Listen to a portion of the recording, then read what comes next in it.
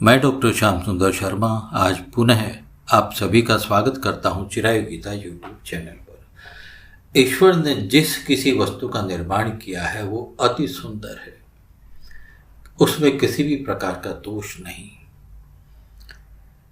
हमारे शरीर में 5 ज्ञानेंद्रियां हैं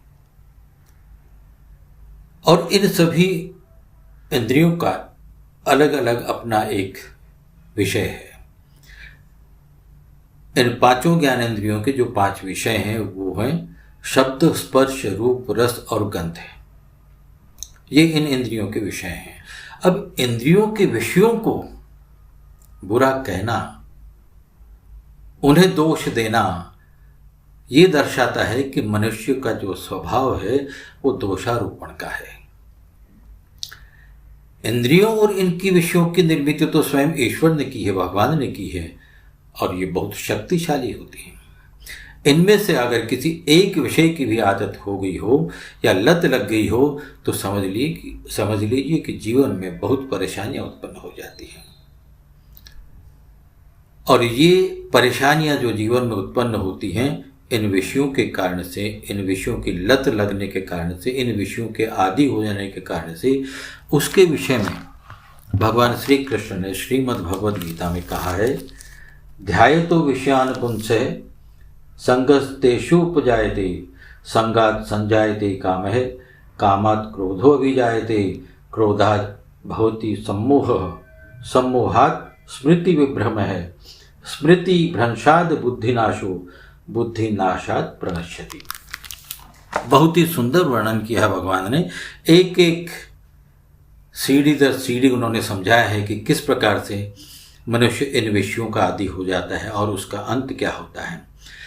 देखिए, होता क्या है कि मनुष्य विषयों के बारे में चिंतन करते रहता है और जब चिंतन करता है तो उस विषय की ओर वो आकर्षित होता है और जब आकर्षित होता है तो उसमें आसक्ति उत्पन्न होती है और ये आसक्ति ही कारण है जिसके कारण से कामना उत्पन्न होती है और कामना से क्रोध उत्पन्न होता है। क्रोध होने से मूढ़ भाव आता है, सम्मोह भाव की उत्पत्ति होती है और इस सम्मोह से स्मृति भ्रष्ट हो जाती है और स्मृति के भ्रष्ट होने से बुद्धि या विवेक का नाश हो जाता है।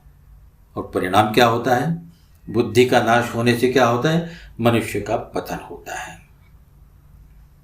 तो मनुष्य विषयों को भोगते रहता है, उनका राग पूर्वक चिंतन करते रहता है और इसी कारण से उसका पतन होता है।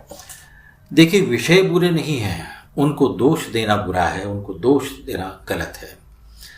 अगर जीवन में विषय नहीं हो तो मैं ये कहूँगा कि जीवन ही नहीं रहेगा, जीवित रहना ही संभव नहीं है बिना विषयों के।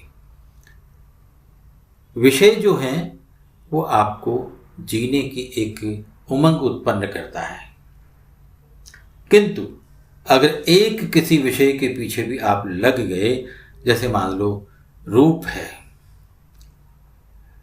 रूप जो है अगर सुंदर है तो उसकी तरफ आकर्षण होना स्वाभाविक है। मनुष्य केवल उस रूप के लिए अगर कोई उसे पुरुष या कोई स्त्री आकर्षित करते हैं तो उसके रूप के कारण से आकर्षित होते हैं, किंतु उस अरूप को, जिसका रूप न हो, जो निराकार है, उसकी तरफ भी तो आकर्षण होना चाहिए। केवल सांसारिक रूप से आप आकर्षित हो ये तो अनुचित है। आपका आकर्षण उस रूप की तरफ होना चाहिए जो निराकार है, जिसका कोई रूप न हो। अगर विषयों के आकर्षण से दूर रह करके आप उस सच्चिदानंद परमेश्वर की ओर आकर्षित होते हैं, उसके रूप की तरफ आकर्षित होते हैं, तो समझ लिए कि आप अंतर्मुखी हो रहे हैं। आप स्वयं को पहचान पाएंगे। विषयों से दूर होकर के आप बाहर के इस प्राकृतिक संसार में न रह करके आप स्वयं के पास रहेंगे, स्वयं को पहचानेंगे कि मैं क्या हूं। और स्वयं को पहचानना ही मनुष्य के जीवन का उद्देश्य है। स्वयं को पहचानने का अर्थ है कि ईश्वर को जानना, ईश्वर के समीप जाना, ईश्वर को अपनाना, ईश्वर को अपना मानना। और जिसे अपना माना जाए उसके साथ में कैसे आप अलग रह सकते हैं, उससे दूर कैसे रह सकते हैं? तो उस रूप की तरफ जाइए जिसका कोई रूप न हो। उसकी तरफ आकर्षित होइए। ऐसे ही बाकी जो विषय हैं, 4 जो विषय हैं, शब्द, स्पर्श, रस और गंध है, अगर आप उनकी तरफ आकर्षित हो गए तो समझ लीजिए कि आपका पतन निश्चित होने वाला है। क्योंकि ये जो है विषय, जैसा मैंने कहा कि बहुत शक्तिशाली होते हैं, आपके जीवन को परेशानियों में डाल देते हैं, आपका जीवन हैरान हो जाता है, आप परेशान हो जाते हैं, जीवन दुभर हो जाता है। शांति और सुख की तो कल्पना ही नहीं कर सकते जब आप विषयों की तरफ आकर्षित हो जाते हैं और उसी में रचे पचे रहते हैं। विषयों का उतना ही उपयोग होना चाहिए जितनी उनकी आवश्यकता हो। जीवन के लिए जितनी आवश्यकता हो विषयों का उतना ही उपयोग होना चाहिए, उनका भोग नहीं होना चाहिए।